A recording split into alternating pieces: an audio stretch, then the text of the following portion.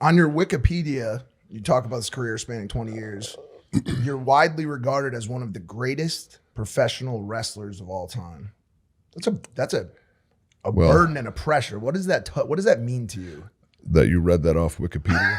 I was like, why did you cite your source? And it doesn't mean anything? Stupid. Anyone could have wrote that. It was in quotes. It has to mean something. So it's true. But your response to that, is pretty obvious as to how you feel about it. So like I've got my favorites. Everyone's got their favorite. Well, so what I was gonna say is everyone's got their favorites.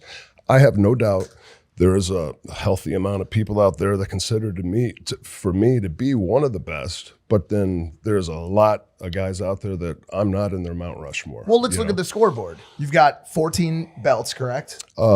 Yeah. World titles, sure. Too short of the record for most belts. Is that what of it all is? time? I think it's 16. Is that Flair or Cena? There's a tie. That's a tie. Correct. Okay. Correct. So I might be tied with Hunter then at 14 too. I think he has 14 world titles. Does that? Would you like to hold that record? Is it possible at this point in your career? I want to do everything I can, man. Longevity is always the #1 goal for me, and being able to go home, play with my kids, and not be in pain. Right? That'd be the ultimate goal. But as many accomplishments as I can accomplish in this. In WWE, the more the better. I've already done so much so far.